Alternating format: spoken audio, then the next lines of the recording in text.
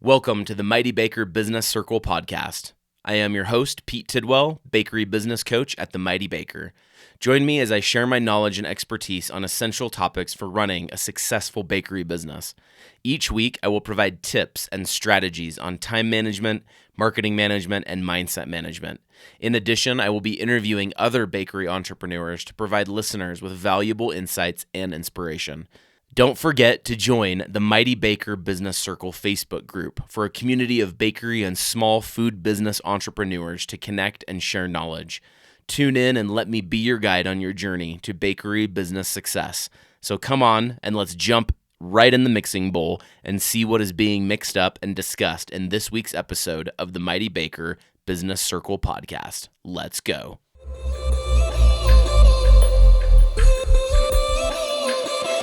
Okay, okay.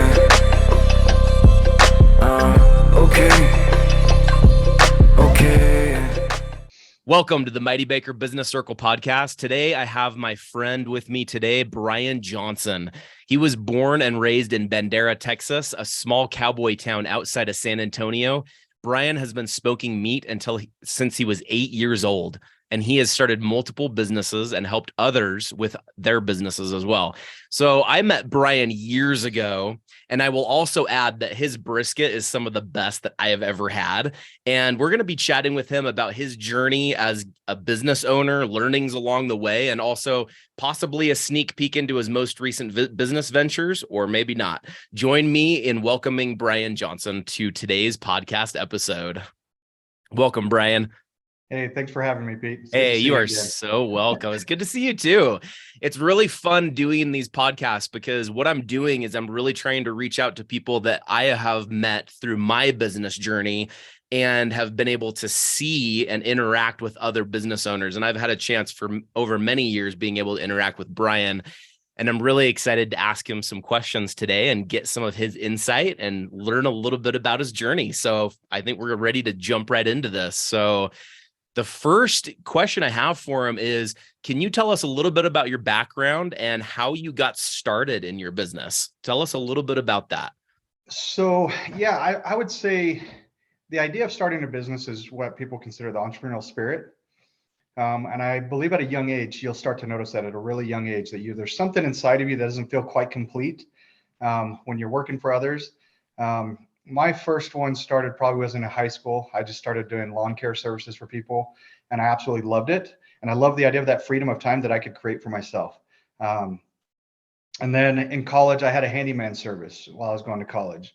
And then I've lived out in Virginia, had a business working with 100+ interior designers and decorators out there, building furniture, doing window treatments for them, to the point that they wanted to hire me as a general contractor for handling multi-million-dollar projects. But the barbecue industry was always something that was very dear to me because it was a childhood memory with my dad. And it's something that you have to truly, people always say the word passionate about. Yes, you need to enjoy it, but you also have to look at it as, it doesn't necessarily have to be a passion. It just has to be something that creates the lifestyle that you want. In the sense that if I want to live a certain way, I want to provide for my kids in a certain way, then no matter what it is, it's doing that. Now, it is a bonus to have that passion with it, which is something I found with the barbecue industry that my kids even loved. My daughter was 9 years old and running the cash register when we first started to get going. You know, your first employees are always your kids.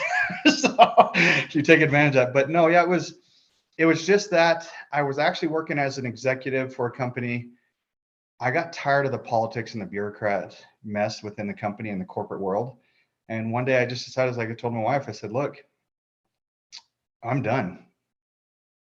I'm going to start a barbecue business. And it scared her to death because I didn't take it the approach that most people do. I quit cold turkey and just started something new.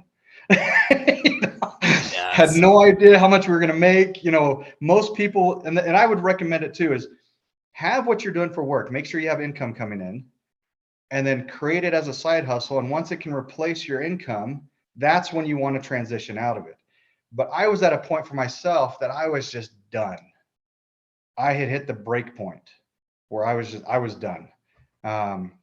But I would definitely recommend it. Creates a lot less stress when you just do it as a side hustle and build it up to where it can replace that income. Interesting.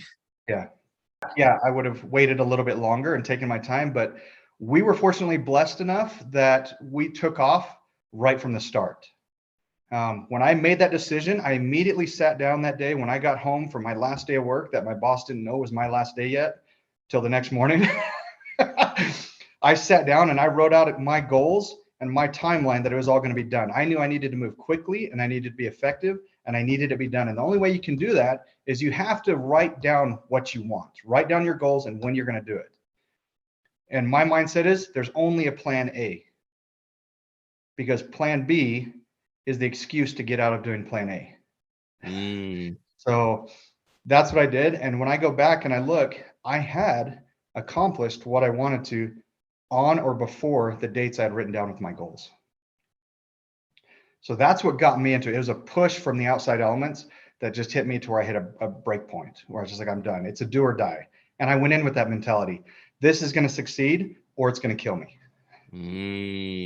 You're all in. You can't go in, with your toe in the water. You have to go all in.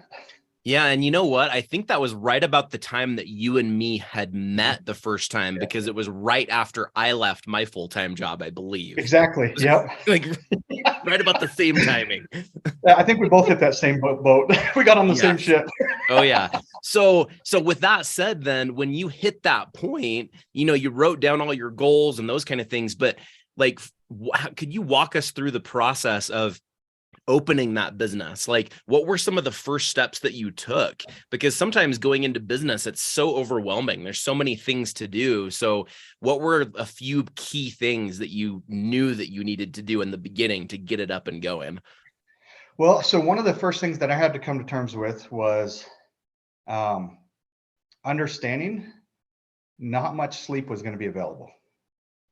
You talk to any entrepreneur, they're going to tell you they don't sleep much. They're the ones that know they'll quit a 40-hour work week to go work 80 to 100 hours a week, and they'll love it and enjoy it. But that was the first thing I had to come to terms with. Then with that, it was okay. I knew the process. And at the time for me, I didn't have any finances to be able to start a business. So my top priority was I needed to find an investor, somebody willing to invest in the company. And fortunately enough, with the number of people that I know and I'm friends with, I was able to find it very quickly. Actually, the following week, I already had an investor on board. We'd already started ordering equipment. So that was a huge blessing on our part. And it was just the mindset. You have to go in with the faith and understanding that you're going to accomplish it. There's a book called The Power of Positive Thinking, which is one that I really enjoy. And it really does put your mindset into the universe does not control you. You control the universe and the elements around you. It will do what you tell it to, but you have to believe it and see it and feel it in every aspect of it in order for those things to happen. That was a key element, was the fact of that positive mindset and focus that it's going to happen. Nothing else is going to stop me. And so that's how I had to approach it. And that was the biggest thing that got it going right off the bat. That is so awesome. I love that. And then once I got that mindset locked in and things started happening, it was immediately going in. And I don't like to say competition, because in an aspect, there really isn't competition in the fact, because I was going into the barbecue business. There's multiple barbecue places here in Utah. But the thing is, I can't feed almost 3 million people here in Utah. So how's it a competition? It's not. It's a community of entrepreneurs working to succeed. So I had to go in the mindset of understanding, okay, what are the other guys doing? What's unique about them? And then how am I going to be able to be unique in that field and stand out from everybody else that's doing it? That's going to draw people in. I can't feed everybody. Not everybody's going to have my style or taste that they like, but I still need to create it in a way that's going to make it to where it really pops and stands out. So when people say barbecue, the first name that came to mind is mine. That's who they come to first. That's who they think of first when they hear barbecue. And that's the way you have to approach any business. Just like with yours. I mean, when people talk about baking, first thing you hear in Utah County and Salt Lake is Pete Tidwell, the Mighty Baker. Even though I don't know if anybody actually knows your real name, they just refer to you as the Mighty Baker. Hey, it's all good. Well, it's such a huge thing though in business, because sometimes we think that it's everybody against everybody, right? No. Whereas it really isn't. Like there's so many opportunities in the market. And I think Yeah. you nailed a really important point there, that it's identifying how to differentiate yourself from the others so that people know who you are. But really, like, you can't feed everybody in Utah. You can't No, you can't. please everybody. Yeah. And the thing that I found too along the way is the more people that you help to grow their businesses, the more it benefits you. Because I know a number of barbecue guys, and if I couldn't do something, I would refer that customer to them. Mm-hmm. If my schedule's booked, I'd say, hey, talk to this guy, see if he can help you out. And they would reciprocate that back to me. So we were feeding each other's businesses. It was Yeah. like, you got to create that uniformity. And it's almost like a brotherhood between businesses. And too many people go into the entrepreneur world as, oh, I'm competing against him. No, you're not. You're working alongside them. You guys are on the same field. Hmm. That's huge. And also too, it's Yeah. like when you're in that, sometimes also as a small business owner, you almost feel, well, you always feel very alone as a business Yeah. owner. And sometimes you don't feel like you can even reach out to other businesses. But that's one thing I spoke to somebody about last week, is that reach out to your fellow Yeah. business owners, because you can help refer each other business, and you can also creatively promote each other's businesses easily Yeah, too. exactly. Yeah. And that's the other thing too, is you got to understand is you handled bakery, I did barbecue. But in the end, you and I had experiences that were very similar. And so just because, don't be afraid to reach out to somebody in the IT world if you're doing baking or barbecue, because they have the same growing pains as any business. And they can give you insight and understanding of how they overcame things. So that way, when that approach that happens to you, or it's coming to you and you can see it coming, you know how to address it because you've talked and communicated with other people to understand their growing pains and what happened with them, that you're going to have a pretty good idea of how you can apply that to your own business Oh, to avoid totally. those growing pains. Oh, that's totally. So could kind of switch this maybe another direction. I want to ask you a couple questions here. So Yeah. we've got, like, as you've gone through being a business owner, you've operated a couple different businesses, you've helped other people. What are some of your proudest moments? If you were to look back and be like, here's some of my proudest moments as a business owner, or what sets your products apart? Like, what makes your brisket better than other brisket? Well, see, the thing is, brisket is so barbecue is a very broad environment as far as business goes. To give you an idea, so if you were to break it down, you can't see that one barbecue is specifically the best in the country, because Kansas City's big on ribs and brown sugar sauces. You know, Alabama has a white sauce. Texas is big on pepper.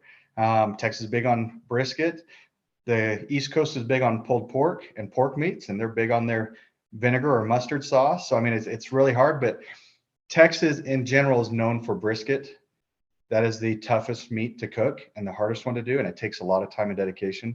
So for me, it was really understanding what I was really good at and focusing on that, and not doing something or bringing something else in until I felt just as confident in that product as I did with the brisket.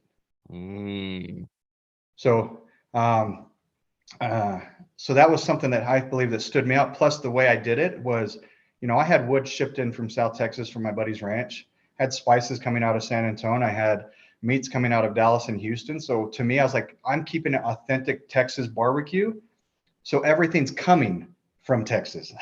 so, Mm. so when I said this is authentic Texas barbecue, I could legitimately prove it and show it to them by just to look at my receipts. This is where it's all coming from.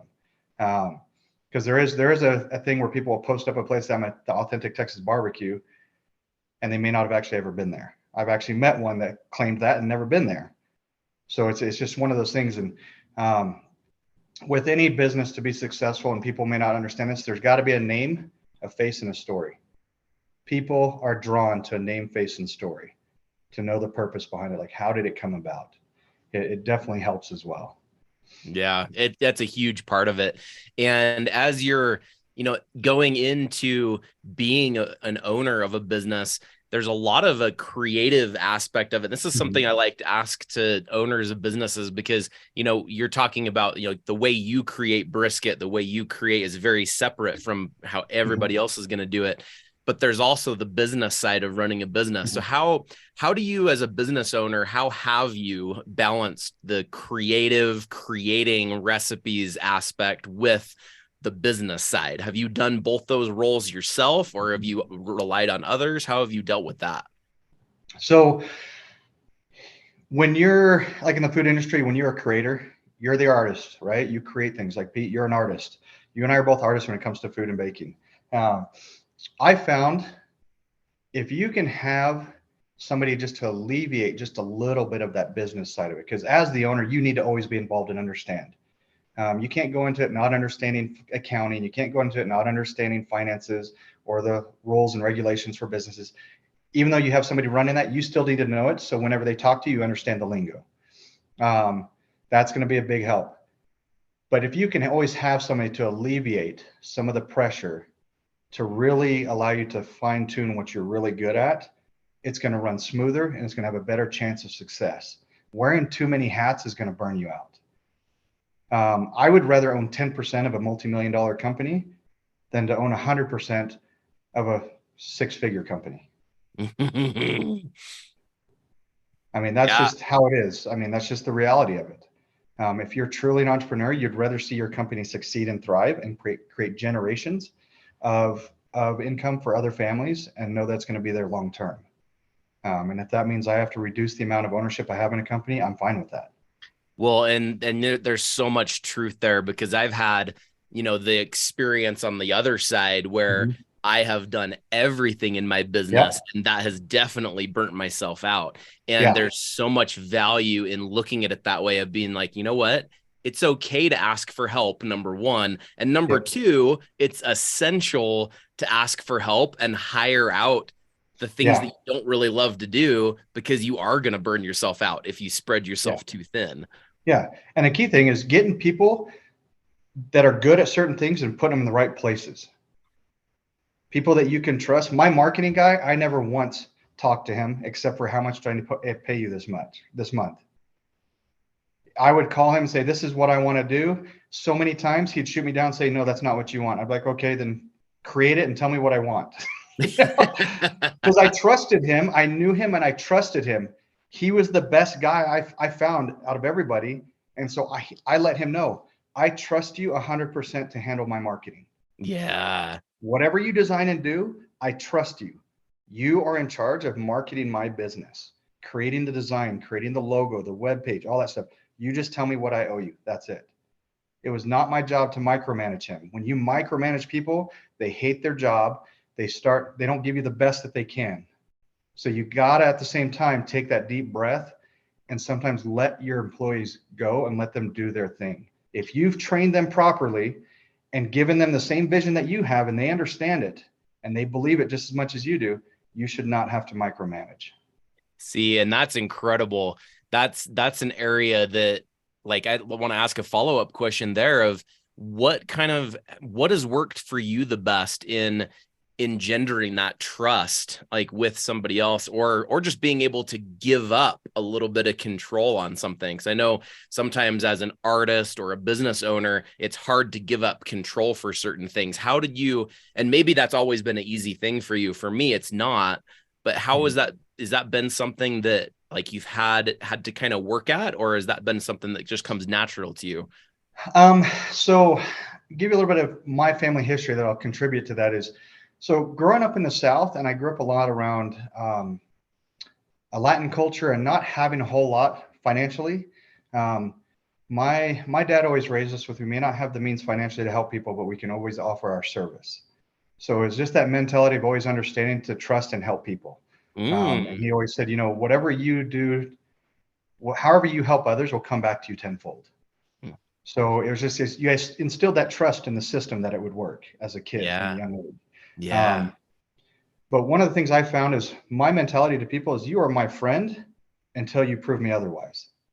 Not you have to earn my friendship. It's like from the start, when I say hi and I meet you and you introduce me, we introduce each other, you're my friend. And I will treat you as such until you prove me otherwise. Mm. And that's been another thing. And so when I've hired people like that, my marketing guy, he met my kids. He met my wife.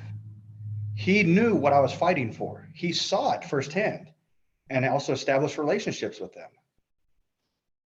And so if he failed, he knew who was really failing. It was my why was my kids and my family. So whatever he took away from me was actually taken away from them. So he understood that. Yeah, and that's huge. So that's when you're onboarding somebody into your business, it's really helping them have an immersive experience into your life and the business so that they can understand and even live the story a little bit. Yeah. Right? Yep. Yeah. You're making them a part of the story that you're creating. Yeah, especially your marketing person, right? Yeah. He's got We're still, we're good friends today. He's got a family now too, so he gets it.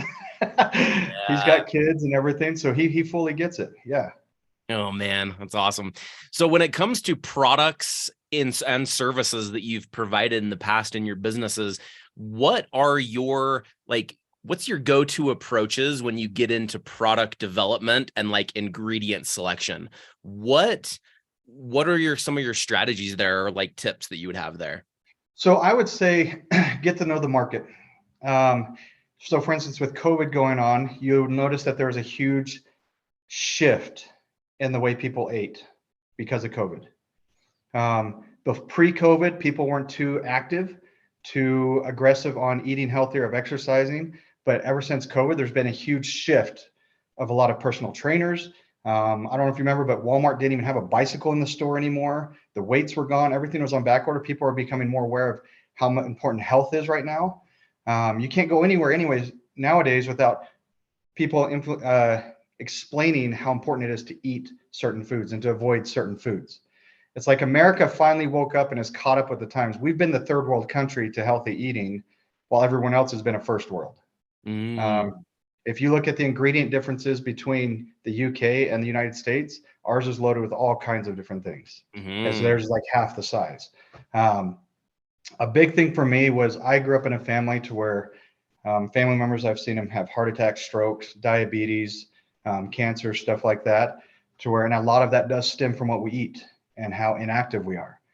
So I made sure that my stuff could allow people to eat and enjoy it as much as possible without having to worry about it being very unhealthy. So like all my recipes, with some barbecue guys will put brown sugar or any kind of other stuff in their recipes and their ingredients because sugar makes you want to eat more. it's a common thing, but I made sure mine didn't. Mine was allowed for people that had celiacs, for people that had gluten intolerance, that, it allowed people to come and enjoy it and not have to worry about the ingredients. I kept it simple and kept it with raw ingredients. And sometimes simple is the best way to go. And it can still taste sometimes even better.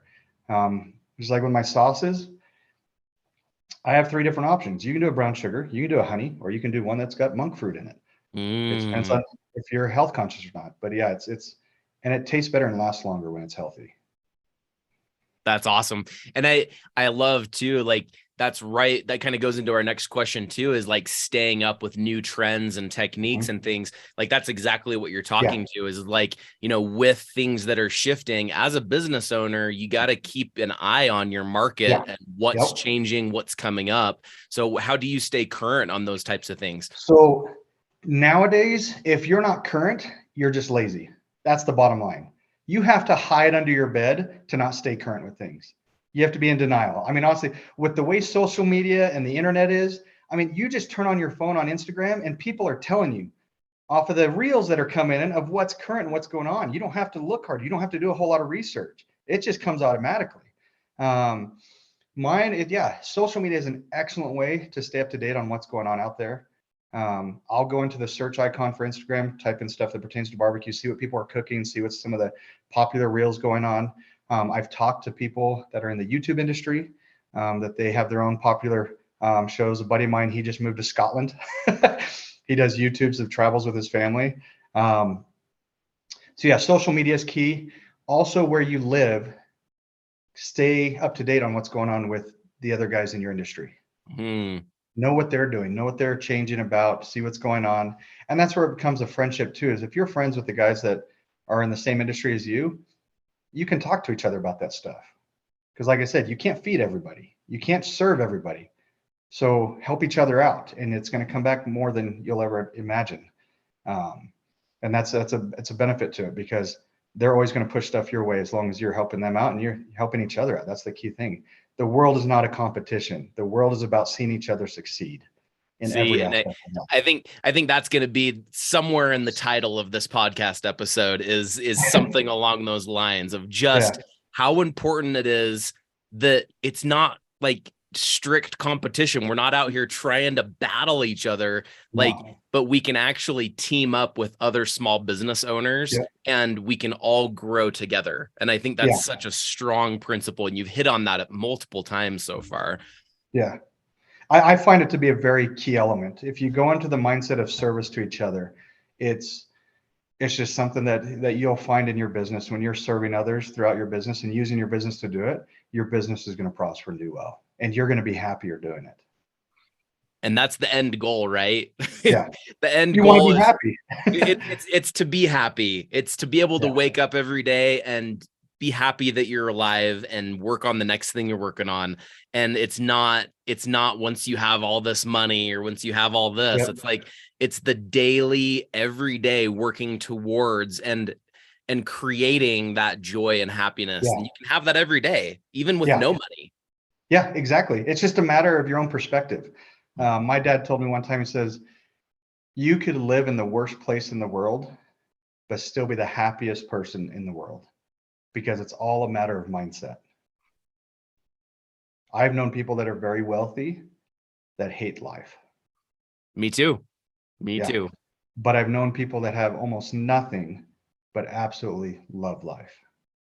Well, and that perspective right there is one to latch onto, right? And to really latch onto, especially like in the future. Maybe like some of us have more success than others and have money come in, but I think it's very important to keep that mindset and perspective and keep that in place. Because I think once you start seeing success, I don't know, it may be hard to keep that mindset going.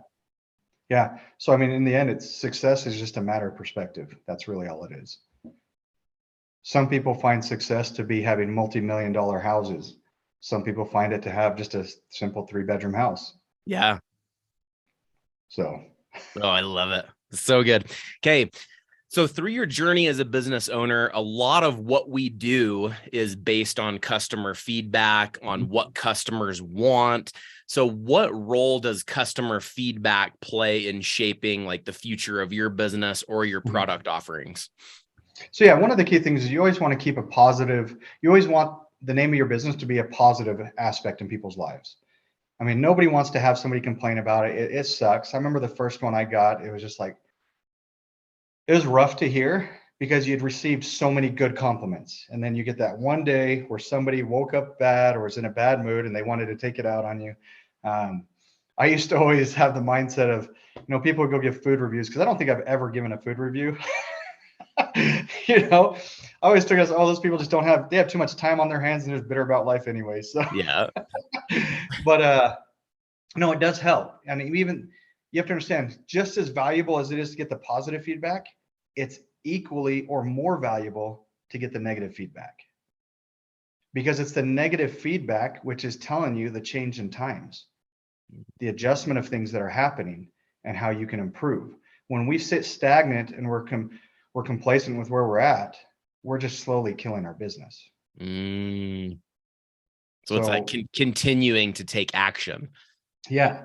And address it in a professional manner. Like, I've found a little bit that a number of people, I'm not your typical business guy. I'm very straightforward and blunt. So when I get customer reviews, I'd say exactly what was on my mind back to them.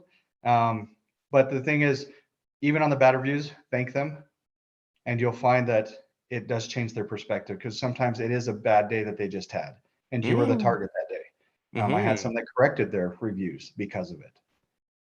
Just by saying, hey, thanks, I'm sorry you had a bad experience. That's not our intention. We will definitely work on this, and I really value your service, and hopefully one day you can come back and have a better experience. And then they switched the review. They rewrote it. Yeah, have some of them that would switch it and say, I was just having a bad day, or they totally removed it. See, that's really cool. And that goes back to what you said earlier too. It's the kindness. It's just extending that kindness, because you could reach out in complete negativity and anger, but being able to reach out back with kindness that can change somebody's Yeah. perspective very Yeah. quickly. Yeah. And I would say, if anything, before you write a review or get upset about it, keep a journal that you have beside you. Write down what you want to say to them in the moment. Then when it's written out, you find that your mind has more clarity because you already got it out. The clarity's out, it's out. And then you can come back to the professional, because we're all human. We make mistakes. We have our emotions. We have our triggers. But it's the matter of how we handle it and how it comes out in the end. Yeah. So if you can write it down, get it out on a piece of paper, or tell it to somebody that you trust, vent it out on them, and then go back to the customer. You'll find that it works a lot better. Oh, I love it. I love it. Okay, in the beginning of our conversation, we talked about you leaving the corporate world and coming into being a business owner. So my next question is talking about, like, what is it that you enjoy most about being and owning and running your own business, and what keeps you motivated to continue on that path and not just go back and get a job? And you kind of touched on that, but maybe touch on that a little bit, because I know it's a conversation I have in my mind from time to time. And it's a constant choice. What are your thoughts on that one? Yeah, so I'll let you in on something right now. I'm a little bit unique on this experience right now, on the fact that I am back in the corporate world, but it's with some friends. Yeah. Really good people. Our job is we're helping college students. So it's something that I thoroughly enjoy, but at the same time, I can't see myself staying there forever. I know where my heart is. I know where my passion is, where my drive is. And so I'm taking like the approach, like I suggested in the beginning. I've got this. I've got that security, but I'm building this up because I am working on another project, and I'm building that up to the point that it's ready to take off on its own. But as far as that, the entrepreneurial side of it, it's just something that's never going to leave an individual. Once you've got that taste, it never leaves. I mean, you and I have had too many talks to know that we just can't let it leave. It's crazy too. And I appreciate you answering that question, because I know it's a little bit hard. And I know, like, I've been in and out of corporate jobs for years, and I may have to go back and get a job too, like to go and make some money. But I think it's an important point you make there, because sometimes, and I know I faced this when I first left my job, I ended up going back to a corporate job again. I remember that. Yeah. And that was such a hard thing for me. And I almost felt like I was a big failure for having to go back to a corporate job, but they serve a purpose. And sometimes we have to rebuild, right? The only time I would say it's a failure is when you haven't learned anything from it. That's key. My kids will tell you every time, the first thing I say to them whenever they fail something is, what does that mean? They're like, they hate it because I say it all the time, like, failure's the first step to success, Dad. I'm like, exactly. You're getting it. You know? They know it by heart. It's like, if I fail at something, and yes, I've failed at businesses before. If I fail and I get nothing out of it, then yes, I 100% failed. But if I learned something out of it, then it wasn't a failure because I learned. So there is one that, yes, I failed because I was too stubborn. I didn't learn anything out of it. But all the others, none of those were failures because I learned something new out of it and found a new strength or discovered a weakness about myself and places I need to make adjustments. So good. So good. With that said, what advice would you have? Because many of my listeners are either like at-home bakers or other food-related, like business type people that are either wanting to get into business or just starting or have gotten into it and are feeling like extremely overwhelmed with everything. What advice would you give to aspiring business owners that are trying to bring their business to the next level? What are some of your pieces of advice there? I would say first and foremost is know yourself and be honest with yourself. I mean, this is a blunt, I don't care if you go stand in front of the mirror, but openly tell yourself and know your strengths and your weaknesses. Secondly, humble yourself enough to the point that it's okay to ask for help. Those are two valuable things that if you can't own either one of those, it's going to be a struggle and an uphill battle for a while. Yeah, those are huge. Humility is key in starting a business. It is, because oftentimes when we're starting businesses, sometimes we'll start businesses because somebody else did it or somebody else has. And so we get into it and we're like, oh, wait a minute, this is not exactly what I was thinking it was going to be. And I think but part of that is you kind of have to take action and start moving in a direction before you start learning that sometimes. Yeah. Yeah. And sometimes even that, when you move into action and you're doing that, you still have to humble yourself at one point to realize that you need to be humble. Indeed. So no matter what, the earlier you can do that, the better off you are. Because you don't want to find out a year down the road when you're in a financial crisis that the reason why you're in that position is because of yourself. Yes. You didn't want to admit and own the fact that you're not good at finances or you're not good at the business side of things.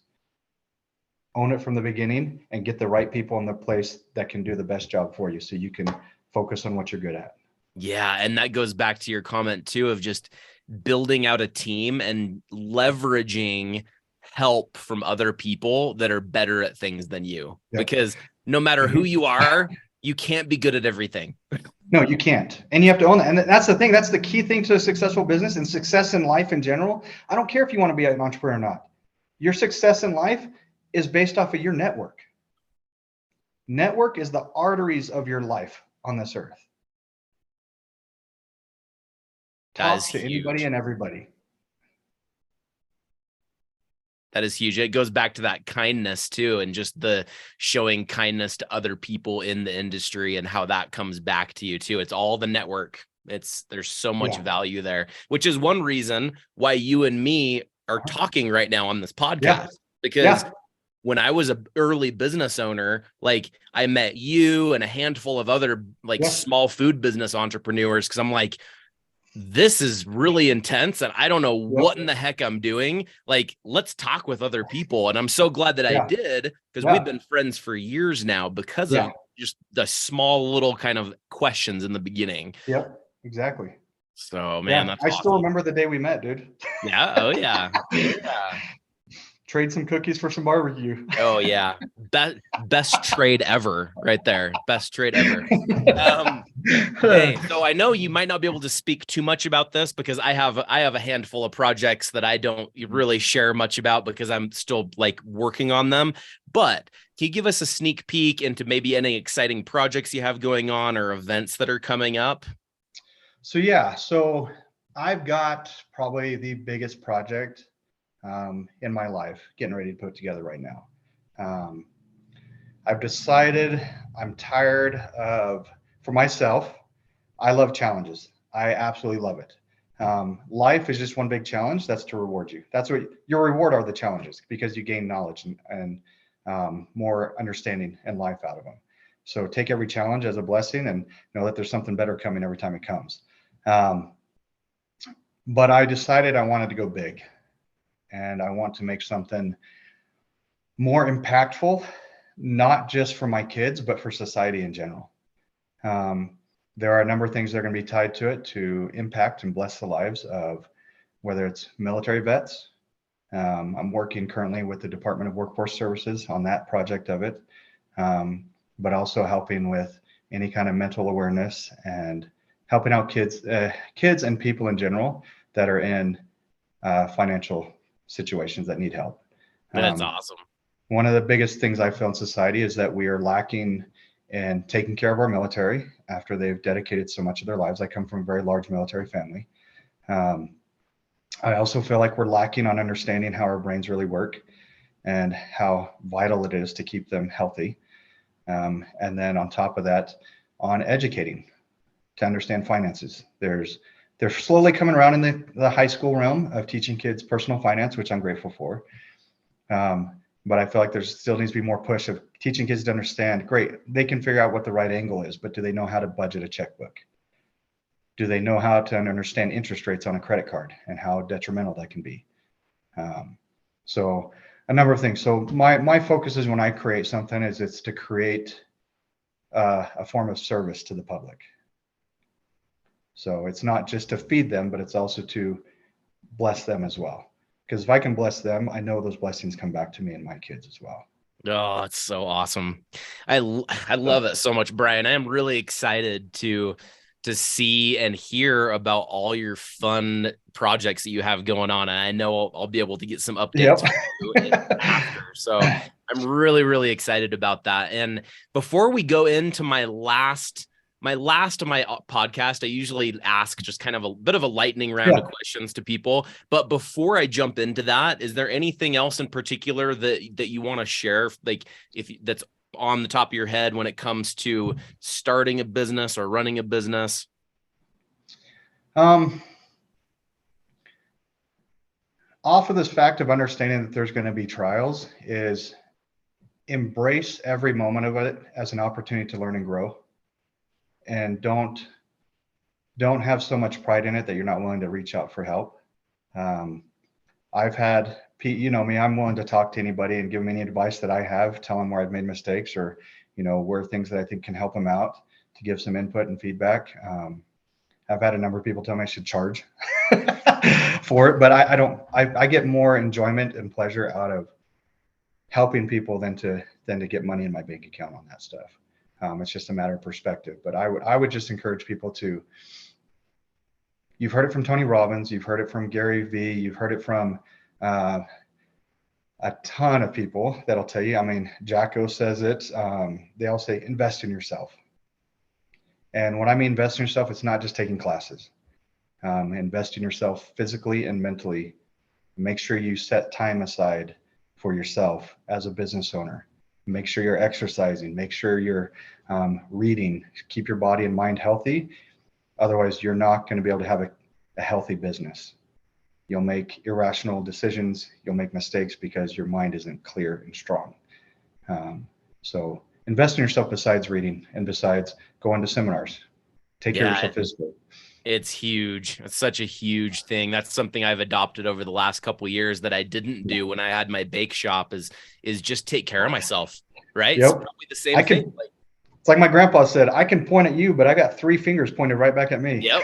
So take care of yourself and make sure to understand yourself well enough that you can separate home and business. Be home when you're home. Be there for your kids when they're there, your spouse. And when you're at work, focus on work.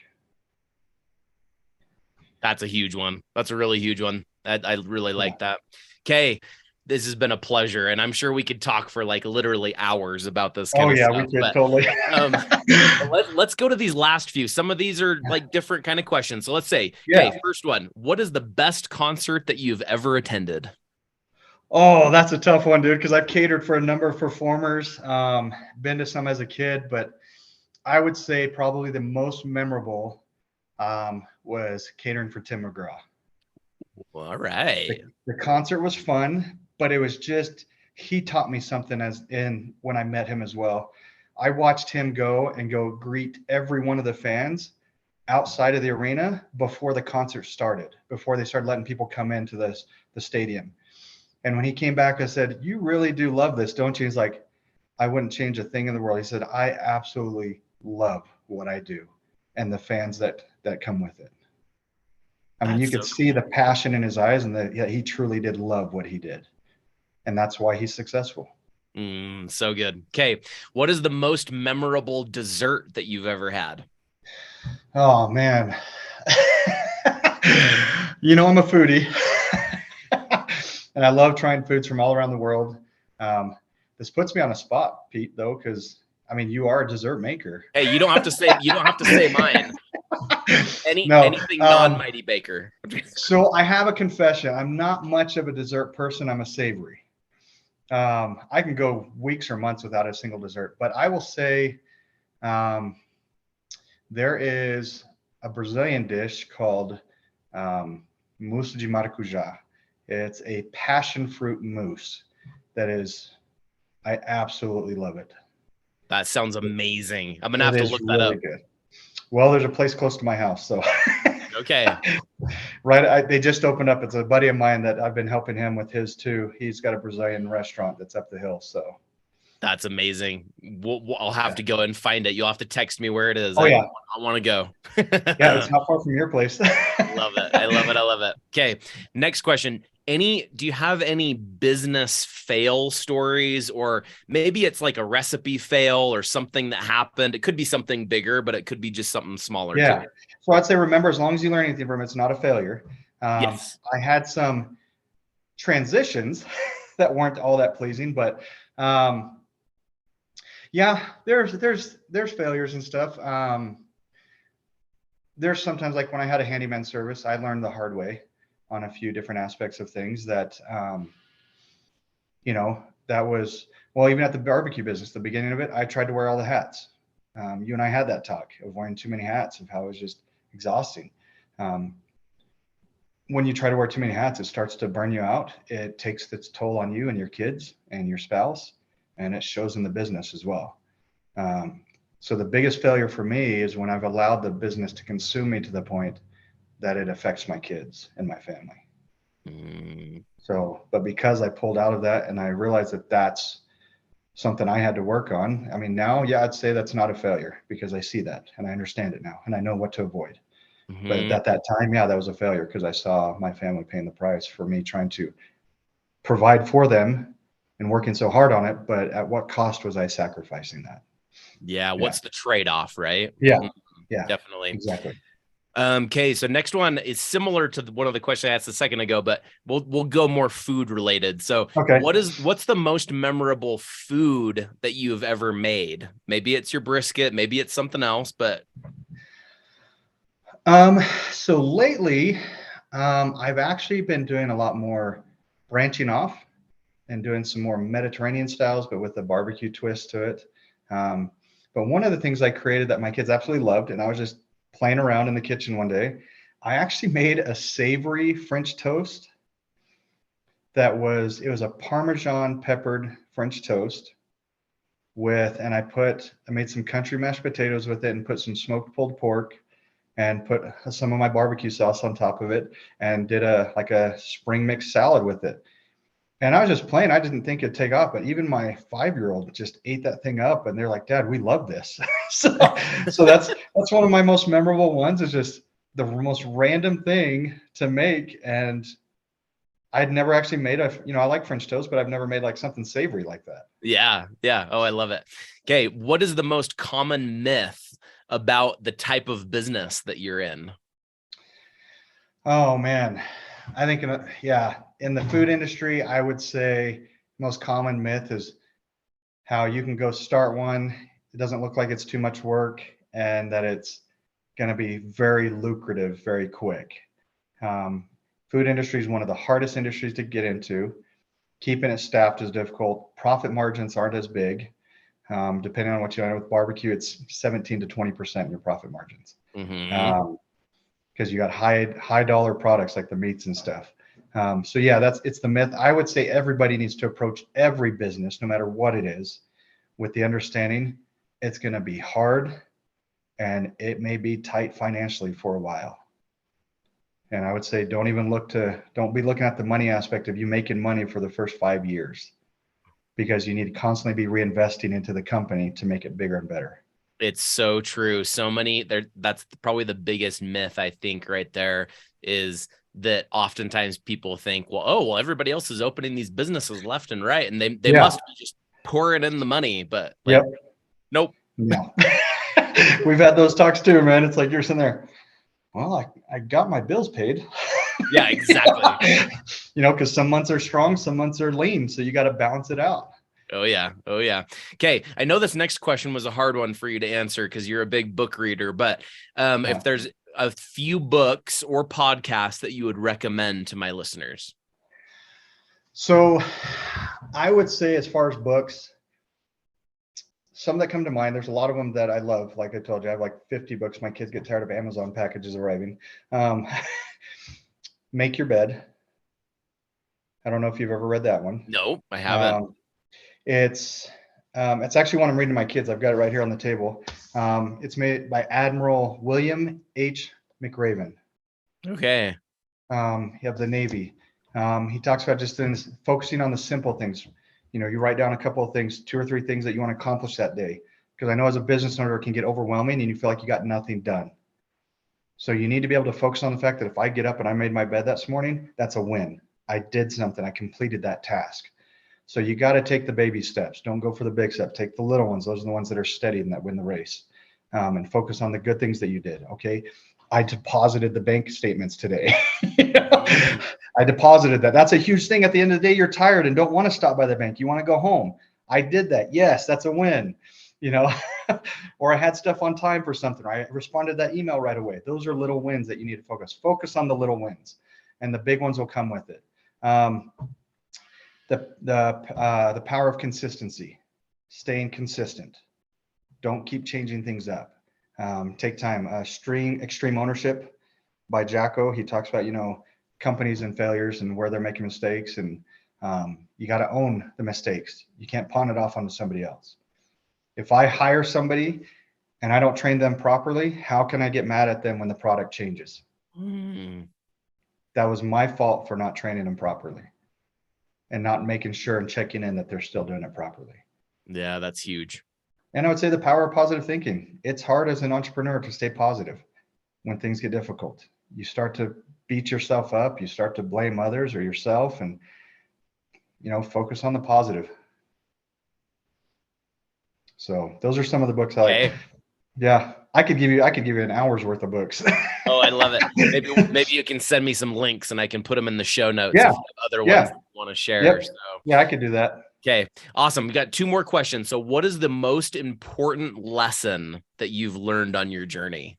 I know that's a big question, but. Yeah, that's hard. There's a lot of things. First of all, I would say the biggest one is knowing yourself. That's a huge one. Okay. And that's a broad area that I can cover, but you have to know yourself.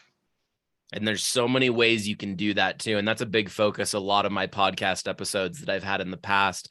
And that's one thing I did last year is I went and got certified as a life coach, because that was one piece in my business puzzle that I was missing, was the mindset piece. I had a little bit, but I went and did that on purpose because that was the one piece that I didn't know who I was. I didn't know what I really wanted and all those kind of things. And so I think that is the biggest advice right there, is get to know yourself, get to know what makes you tick. Don't do things for other people, do things for you.